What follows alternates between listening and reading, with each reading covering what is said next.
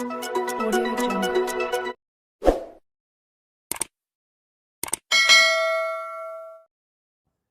Terima kasih kerana sudah menonton channel saya Bantuan-Bantuan Kerajaan. Sebelum itu, jangan lupa tekan butang share, like dan subscribe untuk lebih banyak info yang akan saya kongsikan. Salam sejahtera kepada semua penonton. Berita baik kepada semua penerima sumbangan tunai rahmah atau STR kerana bayaran STR Fasa 3 tahun 2026 kini mula disalurkan secara berperingkat kepada penerima yang layak.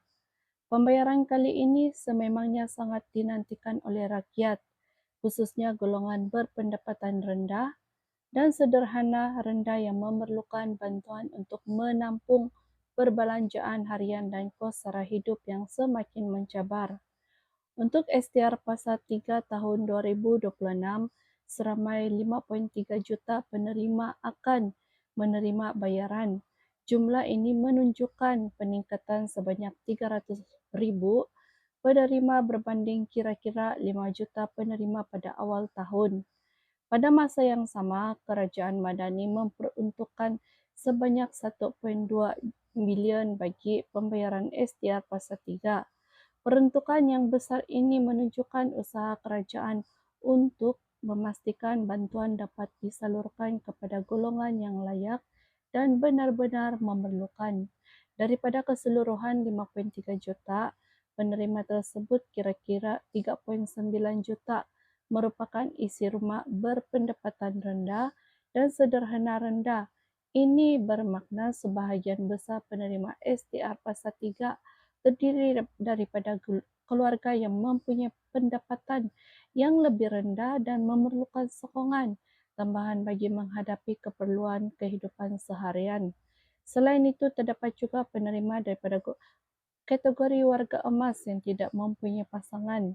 Golongan warga emas turut diberikan perhatian kerana bantuan tunai amat berguna untuk membantu mereka membeli barangan keperluan dan menampung perbelanjaan harian.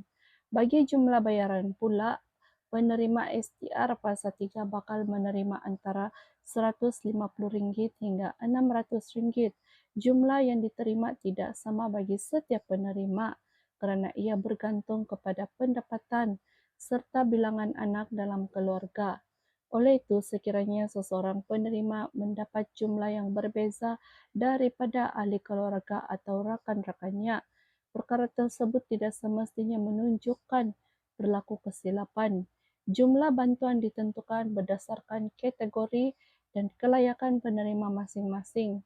Bagi warga emas yang tidak mempunyai pasangan, jumlah bayaran yang akan dinyatakan bagi Fasa 3 ialah RM150.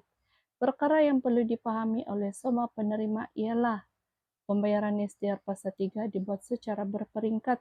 Walaupun pembayaran telah bermula, bukan semua penerima akan menerima wang pada masa yang sama. Ada penerima yang mungkin melihat bayaran masuk lebih awal, manakala penerima lain mungkin perlu menunggu sehingga proses pengkreditan selesai. Oleh itu, sekiranya anda telah membuat semakan tetapi wang masih belum masuk ke dalam akaun, tidak perlu terlalu risau. Anda masih boleh menunggu dan membuat semakan dari semasa ke semasa melalui saluran rasmi yang disediakan oleh kerajaan. Bagi penerima yang mempunyai akaun bank, pembayaran akan dikreditkan berdasarkan maklumat akaun yang telah didaftarkan dan disahkan. Penerima boleh membuat semakan bagi akaun masing-masing untuk mengetahui sama ada bayaran telah diterima. Dalam masa yang sama, penerima juga disarankan supaya menyemak status STR melalui portal rasmi bagi mendapatkan maklumat yang tepat mengenai kelayakan dan pembayaran mereka. Terima kasih kerana menonton. Jumpa lagi video yang akan datang.